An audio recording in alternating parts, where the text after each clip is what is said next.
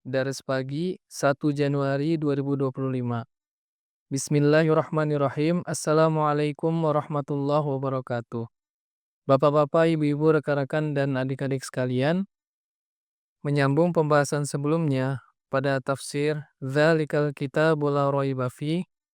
Pada daras kali ini akan disampaikan mengenai hakikat hudal lil muttaqin, petunjuk bagi orang-orang yang bertakwa.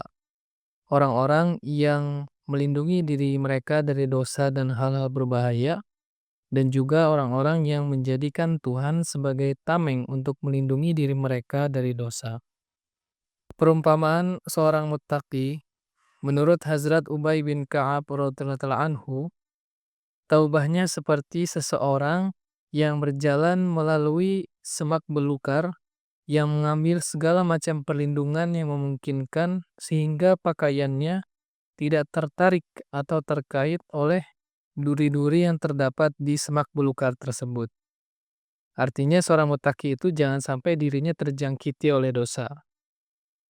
Di dalam menjelaskan maksud dari hudal lil muttaqin, Hazrat Muslim Maud radhiyallahu anhu di dalam kitab tafsir kabirnya menjelaskan bahwa di dalam Al-Quran terdapat sarana-sarana yang dapat menimbulkan gejolak dalam hati, sehingga mendorong seseorang untuk mencapai Allah Subhanahu wa Ta'ala. Kemudian, hudal lil muttaqin juga merupakan petunjuk yang disampaikan kepada manusia melalui perantaraan para nabi. Untuk apa? Untuk mengembangkan tingkatan ketakwaan mereka, untuk mengembangkan tingkatan ketakwaan umat manusia. Selain itu juga, Al-Quran memberikan taufik untuk beramal lebih daripada sebelumnya dan lebih meningkat dalam hal ketakwaan. Sebagaimana Allah Subhanahu wa Ta'ala berfirman, "Walladzina ihtadaw zadahum hudan wa atahum taqwahum." Orang-orang yang mendapat petunjuk akan ditambahi petunjuk dan akan dianugerahi ketakwaan. Surah Muhammad ayat 18. Selanjutnya, melalui perantaran ajaran yang terdapat di dalam Al-Quran, manusia akan memperoleh akhir yang baik dan mencapai maksud serta tujuannya, yaitu surga. Ya. Jadi, surga yang diraih oleh manusia-manusia yang bertuhan itu tidak hanya di akhirat kelak, tetapi di dunia ini juga manusia-manusia yang bertuhan, artinya orang-orang yang beriman kepada Allah Subhanahu wa Ta'ala dengan keimanan yang sebenar-benarnya, akan memperoleh surga di dunia ini juga. Sebagaimana Allah Subhanahu wa Ta'ala berfirman, "Waliman khafa maqama rabbih jannatan." Dan siapa yang takut pada keagungan Tuhannya akan mendapatkan 2 surga. Surah Ar-Rahman ayat 47. Begitu juga mengenai kondisi orang yang ingkar, di akhirat nanti akan sesuai dengan kondisinya di dunia ini.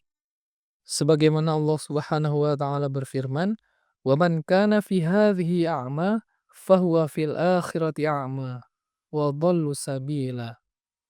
Siapa yang buta di dunia ini, maka di akhirat pun dia pasti akan buta dan lebih tersesat jalannya.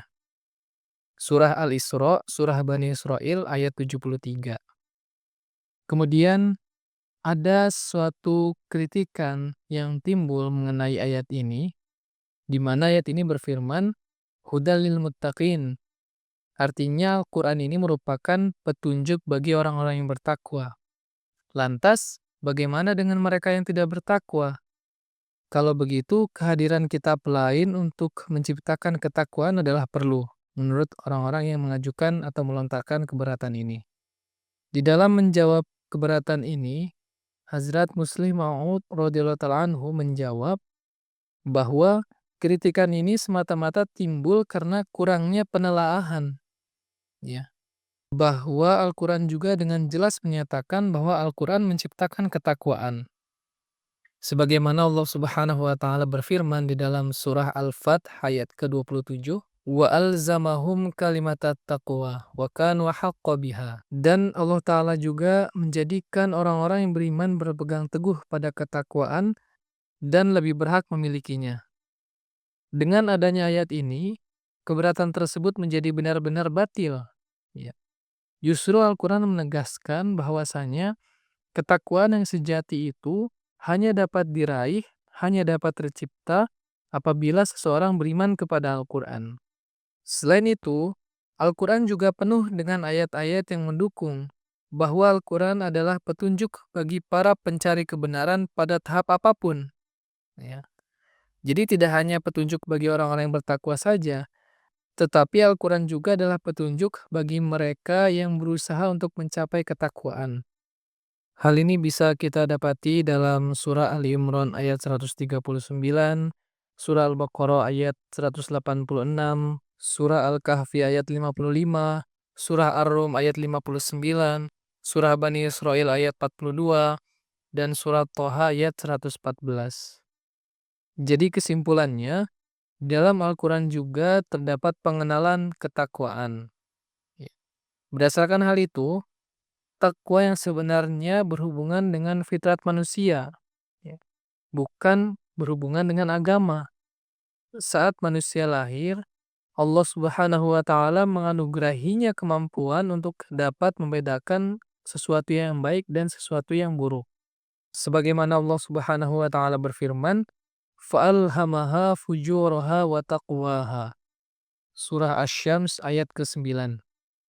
Oleh karena itu, makna dari takwa juga adalah menjaga fitrat manusia.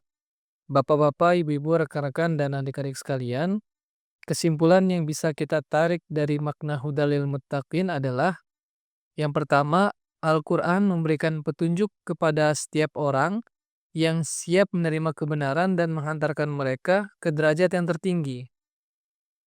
Sedangkan orang-orang yang tidak bersedia menerima petunjuk, seakan-akan mereka telah menetapkan kebinasaan bagi diri mereka sendiri. Yang kedua, seluruh kitab petunjuk sebelum datangnya Al-Quran itu tidaklah sempurna. Mengapa? Karena di dalamnya masih terdapat kerusakan-kerusakan. Sedangkan Al-Quran senantiasa terjaga dari segala macam kerusakan. Hal inilah yang menjadikan Al-Quran sebagai kitab yang paling sempurna.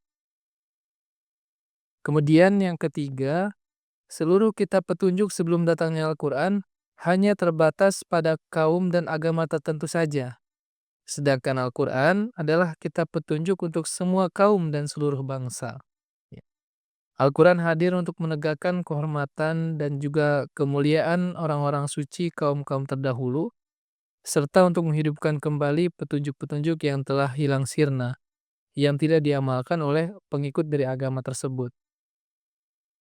Dan yang terakhir, Al-Quran menyediakan sarana untuk dapat meraih perjumpaan dengan Allah Subhanahu wa Ta'ala yang tidak dijumpai di dalam kitab-kitab lain yang masih ada.